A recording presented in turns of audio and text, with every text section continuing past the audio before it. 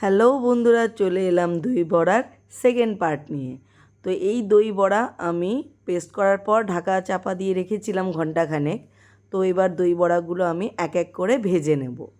ওদিকে আমি গরম জল বসিয়ে দিয়েছি, যে জলটা আমি অল্প চিনি দিয়ে ভালো করে ফুটিয়ে নিচ্ছি, যেটা পরে আমি নামিয়ে ঠান্ডা হলে এই ভাজা দই বড়াগুলোকে ওই জলের মধ্যে আমি সোপ করতে দিয়ে দেবো। তো এক এক করে আমার ভাজা হচ্ছে দই বড়াগুলো। তোমরা বন্ধুরা দেখতে থাকো, ভালো লাগলে শেয়ার করো, লাইক করো, আমার চ্যানেলটাকে ফলো করো। তো আমি এবার এগুলোকে লাল লাল করে ভেজে নিচ্ছি। লাল লাল করে ভেজে এগুলোকে আমি এক এক করে প্লেটে তুলে নেব। আর ঠিক এইভাবে বাকি সব দই বড়াগুলো ভেজে আমি রেডি করে নেব।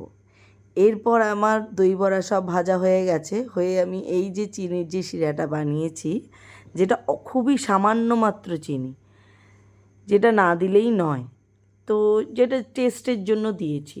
তো এই জলটার মধ্যে আমি এক এক করে সমস্ত দই বড়াগুলোকে দিয়ে দেবো, দিয়ে ঢাকনা চাপা দিয়ে দেবো।